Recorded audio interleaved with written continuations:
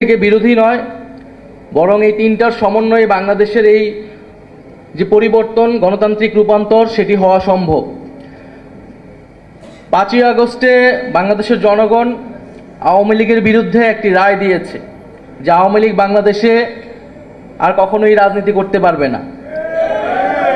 ফলে আমরা যখন বলি জনগণ সিদ্ধান্ত নেবে আওয়ামী লীগের ব্যাপারে, জনগণ সিদ্ধান্ত নিতে পারে দুইটি উপায়, একটি ভোটের মাধ্যমে, একটি রাজপথে তাদের অবস্থান জানান দিয়ে গণ অভ্যুত্থানের মাধ্যমে।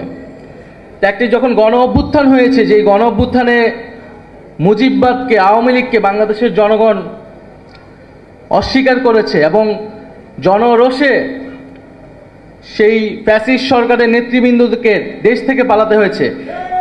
এরপরে আওয়ামী লীগ বাংলাদেশে রাজনীতি করবে কি করবে না এই আলোচনায় আসলে আসতে পারে না। আমরা মনে করি আওয়ামী লীগের সেই নৈতিক ভিত্তি, রাজনৈতিক ভিত্তি হারিয়েছে।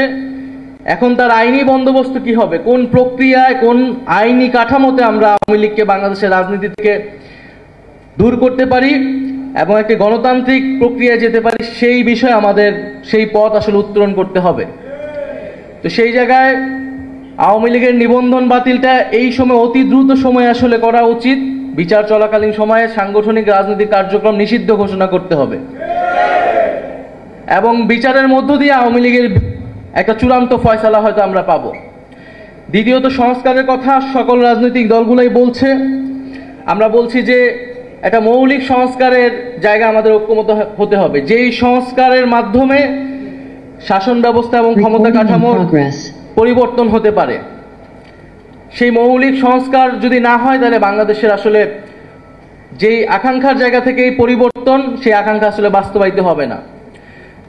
তৃতীয়, নির্বাচন খুবই গুরুত্বপূর্ণ এবং নির্বাচন মানে হচ্ছে ক্ষমতা হস্তান্তরের প্রক্রিয়া এবং এই প্রক্রিয়া নিয়েই বাংলাদেশের সবসময় যে রাজনৈতিক দ্বন্দ্ব তৈরি হয়েছে এবং এই শান্তিপূর্ণ ক্ষমতা হস্তান্তরের জন্য আসলে প্রাতিষ্ঠানিক নিয়মের বাইরেও প্রয়োজন রাজনৈতিক দলগুলোর সদিচ্ছা, রাজনৈতিক সংস্কৃতির পরিবর্তন, রাজনৈতিক দলগুলোর মধ্যে নিজেদের মধ্যে সেই আস্থা এবং বিশ্বাসের জায়গা অর্জন করা। সেই আস্থা ও বিশ্বাসের জায়গা যদি অর্জন না হয়, তাহলে শান্তিপূর্ণ ক্ষমতা হস্তান্তরের যেই সংস্কৃতি, সেটি বাংলাদেশে আমরা চালু করতে পারবো না।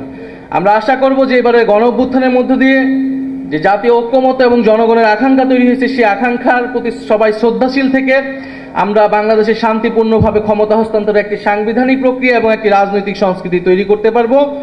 আজকে এবি পার্টির ৫ম প্রতিষ্ঠাবার্ষিকী উপলক্ষে আবারও শুভেচ্ছা এবং আমাকে আমন্ত্রণ জানানোর জন্য ধন্যবাদ জানাচ্ছি।